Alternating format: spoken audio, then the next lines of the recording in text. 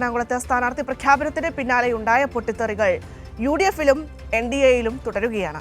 കഴിഞ്ഞ ദിവസങ്ങളിലും കോൺഗ്രസ് ഭാരവാഹികൾ പാർട്ടി ബന്ധം ഉപേക്ഷിച്ചു. ചിലർ വിമത സ്ഥാനാർത്ഥികളായി മത്സരരംഗത്തുണ്ട്. അതേസമയം വിഭാഗീയതയിൽ പ്രതിഷേധിച്ച മഹിളാ മോർച്ച മട്ടാഞ്ചേരി മണ്ഡലം പ്രസിഡന്റ് ശ്രീജ സുനിലും രാജിവെച്ചു. ഉമേഷ് ചേരുന്നുണ്ട്. വാർത്തയുടെ വിശദാംശങ്ങൾ, കൂടുതൽ വിശേഷങ്ങളൊക്കെ പറയാൻ. Umesh, good morning.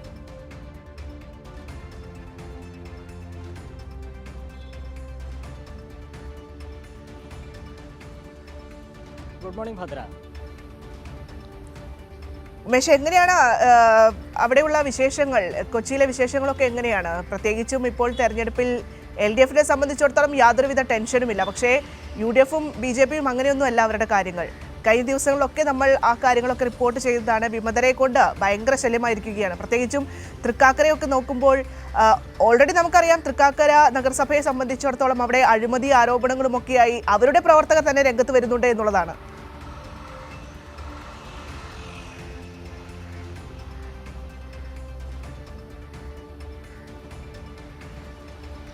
അതെ, കോൺഗ്രസ് അവരുടെ വിമതരെ കൊണ്ട് പൊറുതിമുട്ടിയിരിക്കുകയാണെന്ന് തന്നെ ഈ ഘട്ടത്തിൽ പറയാം.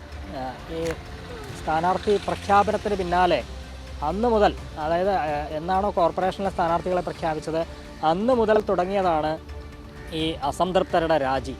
അത് കൊച്ചി കോർപ്പറേഷനിലെ സ്ഥാനാർത്ഥികളെ 11-ാം തീയതി കഴിഞ്ഞ 11-നാണ് പ്രഖ്യാപിച്ചത്. അന്ന് തന്നെ Vyttila block president AN Sajeevan രാജിവെച്ചു. ഒപ്പം മണ്ഡലം secretary AN Santhosh, booth secretary Vivek, ഇവരാണ് ഈ കോൺഗ്രസ്സിലെ ഈ സ്ഥാനാർത്ഥി പ്രഖ്യാപനത്തിന് പിന്നാലെയുള്ള രാജിക്ക് തുടക്കമിട്ടത് ഇവരാണ്. പക്ഷേ ഇതിന് പിന്നാലെ ഒട്ടേറെ പേർ, അത് നേതൃസ്ഥാനങ്ങളിൽ ഇരിക്കുന്നവർ ഉൾപ്പെടെ രാജിവെക്കുകയാണ്. പലരും വിമതരായി മത്സരരംഗത്തുണ്ട്. ഏറ്റവും ഒടുവിൽ ഇന്നലെ വലിയൊരു പ്രതിഷേധ സ്വരം ഈ ജില്ലാ പഞ്ചായത്ത് കീഴ്മാട് ഡിവിഷനെ ചൊല്ലി ഉണ്ടായി. അവിടുത്തെ സ്ഥാനാർത്ഥി നിർണയത്തെ ചൊല്ലി ഉണ്ടായി. DCC പ്രസിഡന്റ് മുഹമ്മദ് ഷിയാസിനെതിരെ വലിയ പടയൊരുക്കം പാർട്ടിയിൽ രൂപപ്പെട്ടു. കീഴ്മാട് ഡിവിഷനിൽ ഷിയാസ് തന്നിഷ്ടപ്രകാരമാണ് അവിടെ സ്ഥാനാർത്ഥിയെ നിശ്ചയിച്ചത് എന്ന് ചൂണ്ടിക്കാട്ടി DCC general secretary TH Abdul ജബ്ബാറാണ് ഇന്നലെ ഏറ്റവും ഒടുവിൽ രംഗത്ത് വന്നത്. അദ്ദേഹം മുൻ മന്ത്രി TH മുസ്തഫയുടെ സഹോദരൻ കൂടിയാണ് ഈ TH അബ്ദുൾ ജബ്ബാർ.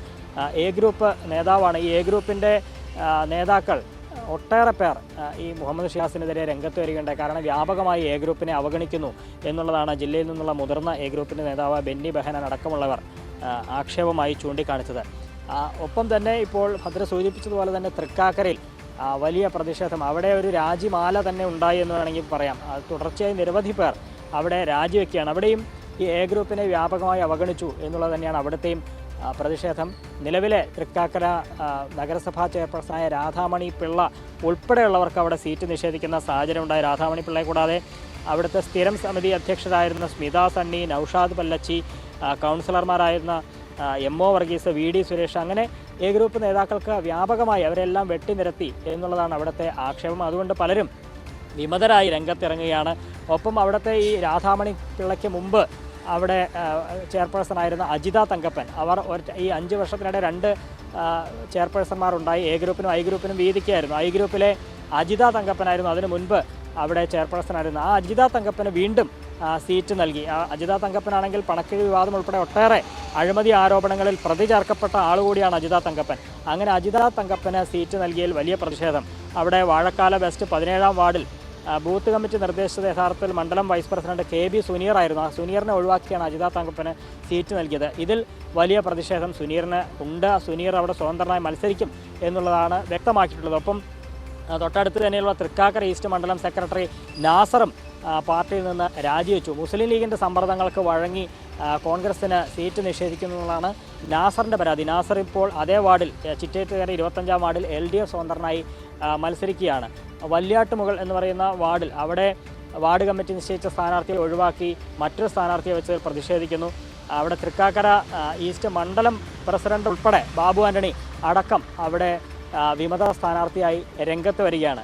തൃക്കാക്കരയ്ക്ക് പുറമെ Kalamassery block general secretary KK Jinson രാജിവെച്ചു.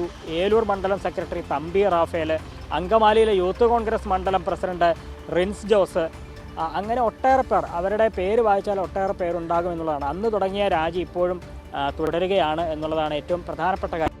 ഇത് UDF-ലെ കാര്യമാണ് ഇപ്പോൾ പറഞ്ഞത്. UDF-ൽ മാത്രമല്ല NDA-യിലും വലിയ പൊട്ടിത്തെറികൾ. അത് ഈ ചെറുളായി ഡിവിഷനിലെ സ്ഥാനാർത്ഥി നിർണയത്തെ ചൊല്ലി വളരെ മുൻപ് തന്നെ BJP-യിൽ പ്രശ്നങ്ങൾ തുടങ്ങിയതാണ്. കാരണം അവിടെ വലിയ മുതിർന്ന BJP നേതാവ് മുൻ സംസ്ഥാന വൈസ് പ്രസിഡന്റൊക്കെയായ ശ്യാമള എസ് പ്രഭു അവരാണ് ആദ്യം ഈ വിഷയത്തിൽ വലിയ പ്രതിഷേധവുമായി രംഗത്തെത്തി. അവർക്ക് സീറ്റ് നൽകിയില്ലെങ്കിൽ താൻ സ്വന്തം ഇഷ്ടപ്രകാരം മത്സരിക്കുമെന്ന് ശ്യാമള പ്രഭു വ്യക്തമാക്കിയതാണ്.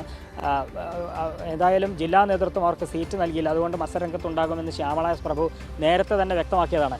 അതിനൊടുവിൽ ഇന്നലെ മഹിളാ മോർച്ചയുടെ മണ്ഡലം പ്രസിഡന്റ് ശ്രീജ സുനിലും രാജിവെച്ചിരിക്കുകയാണ്. 12 വർഷമായി ഭാരവാഹിയാണ് ശ്രീജ സുനിൽ.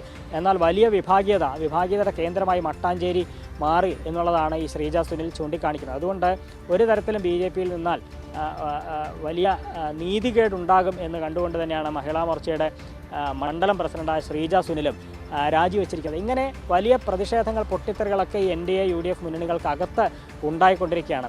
പക്ഷേ LDF-ന് മേൽക്കൈയുണ്ട്. LDF ഈ തെരഞ്ഞെടുപ്പ് പ്രഖ്യാപിച്ചത് മുതൽ വളരെ ചിട്ടയായി കമ്മിറ്റികൾ കൂടി സ്ഥാനാർത്ഥികളെ നിശ്ചയിച്ചു, പ്രഖ്യാപിച്ചു. എവിടെയും പ്രതിഷേധം സ്വരം ഉയർന്നതായി കണ്ടില്ല. അതുകൊണ്ട് തന്നെ സ്ഥാനാർത്ഥികൾക്ക് പ്രചാരണ രംഗത്ത് വലിയ മേൽക്കൈ, അതിപ്പോൾ കോർപ്പറേഷൻ സ്ഥാനാർത്ഥികളാണെങ്കിലും ജില്ലാ പഞ്ചായത്ത് ഡിവിഷനുകളിലേക്കാണെങ്കിലും ബ്ലോക്ക് ഗ്രാമപഞ്ചായത്ത് സ്ഥാനാർത്ഥികളാണെങ്കിലും വളരെ നേരത്തെ തന്നെ സ്ഥാനാർത്ഥി നിർണ്ണയം പൂർത്തിയാക്കി അവരെല്ലാം പ്രചാരണ രംഗത്ത് സജീവമാണ്. അതുകൊണ്ട് ആ മേൽക്കൈ LDF-ന് എല്ലായിടത്തും ഉണ്ട് എന്ന് നമുക്ക് നിസ്സംശയം പറയാം. നാളെ ഇപ്പോൾ LDF-ൻ്റെ കോർപ്പറേഷൻ കൺവെൻഷനാണ്. കൊച്ചി കോർപ്പറേഷൻ കൺവെൻഷൻ നടക്കുകയാണ്. LDF-ൻ്റെ കോർപ്പറേഷൻ കൺവെൻഷൻ ഉദ്ഘാടനം ചെയ്യുന്നത് CPM-ൻ്റെ ജനറൽ സെക്രട്ടറി MA ബേബി തന്നെ നേരിട്ടെത്തിയാണ് കോർപ്പറേഷൻ കൺവെൻഷൻ നാളെ ഉദ്ഘാടനം ചെയ്യുന്നത്. ആ നിലയിൽ വലിയ മേൽക്കൈ LDF-നുണ്ട് എന്ന് നിസ്സംശയം പറയാം. അതേസമയം ഇപ്പുറത്ത് വലിയ പ്രതിഷേധങ്ങളും രാജിയുമൊക്കെ തുടരുകയുമാണ്.